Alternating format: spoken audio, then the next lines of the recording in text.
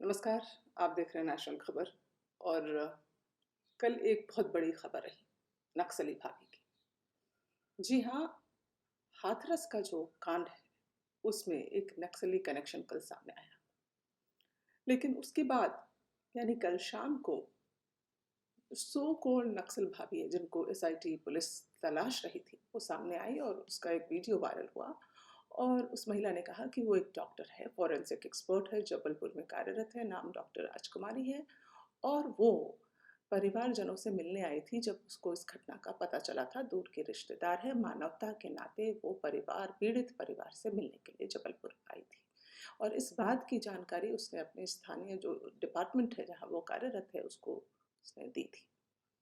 तो ये मामला बहुत ही ज़्यादा पेचीदा, उलझता जा रहा है।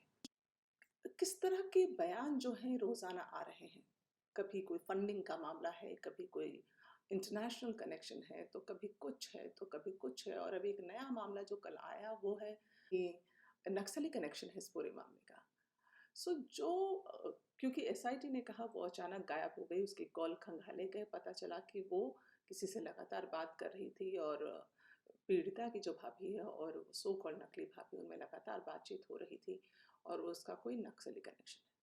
अब बात ये है कि क्या वो जो कॉल रिकॉर्डिंग है वो पुलिस के पास है? अगर है तो सामने लेकर आए और बताएं कि वो नक्सली भाभी थी। क्योंकि इस तरह अचानक ही रोज नए बयान दे देना, अगर कोई है सबूत तो पेश किए जाएं।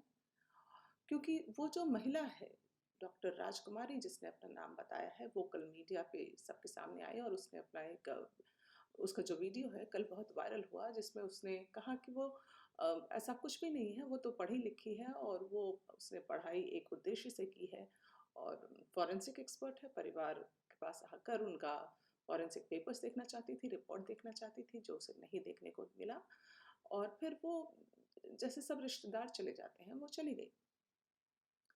तो ये जो पूरा मामला है वो इतना उलझ गया है। वहीं दूसरी ओर डॉक्टर राजकुमारी का जो डिपार्टमेंट है, उन्होंने कहा है कि अगर ऐसा है कि कोई कनेक्शन है, नक्सल कनेक्शन है, तो उस पर कार्रवाई होनी चाहिए।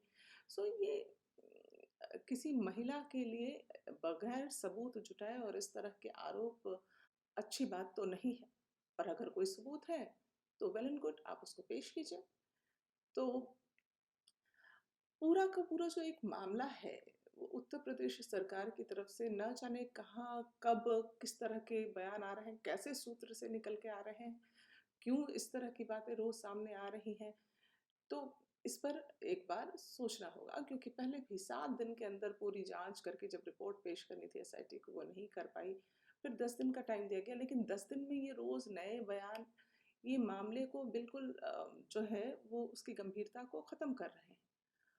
और पूरी जांच में जो बात सामने आई थी उसमें ये था कि महिला परिजनों से ज़्यादा बढ़ चढ़कर बोल रही थी, उनको समझा रही थी, परिवार को गाइड कर रही थी कि किस तरह से बात करनी है, किस तरह के बयान देने हैं। तो ये भड़काऊ बयान थे जो सांप्रदायिक दंगे और जातीय दंगे फैलाने के उद्देश्य से किए गए थे। तो अम, ये जो पूरा का पूरा मामला है, अगर इस पर है तो कोई स्पष्टीकरण दी जाए और बताया जाए कि ये पूरा मामला है क्या। क्या सचमुच में ये नक्सल कनेक्शन है या क्या है? रोज इस तरह की नई बातें सामने आना, ये पूरे मामले को उलझाने वाली बात है। और पीड़िता की भाभी ने ये भी बताया कि जिस महिला के बारे में बात कही जा रही है वो दूर की रिश्तेदार है, जो अपनी भाभी है, उन्होंने ये बात कही। और उस महिला का नाम भी उन्होंने बताते हुए कहा कि वो शादीशुदा है, 10 साल का बेटा भी है, जबलपुर में जॉब करती हैं। घर में मौत होने के नाते जब खबर आई तो वो वहाँ से यहाँ आई, परिवार से मिलने के लिए आई। और उनका कोई ऐसा कोई कनेक्शन नहीं है। तो परिवार के लोगों की तरफ से, भाभी की तरफ से अब ये बयान आ रहा है। तो जब ये बात कल सामने आई तो पूरा प्रशासन कल जैसे कि हिल गया, मीडिया भी अलर्ट हो गया, हर कोई अलर्ट हो गया, क्योंकि इस तरह की बात पर खुलकर ज़रूरत है कि आके बताएं अधिकारी कि आखिर सच क्या है। क्योंकि अगर तो ये सच है तो गलत है, और अगर ये झूठ है तो किसी के बारे में भी इस तरह की खबर फैला देना, ये बिल्कुल ही सरासर गलत है। तो जो भी होगा हम आपको अपडेट देते रहेंगे। फिलहाल आप मुझे दीजिए इजाज़त। नमस्कार। हमसे जुड़े रहने के लिए सब्सक्राइब करें यूट्यूब पर, फॉलो करें ट्विटर और इंस्टाग्राम पर, लाइक करें फेसबुक पर और ज़्यादा जानकारी के लिए नेशनल खबर की वेबसाइट पर जाएं।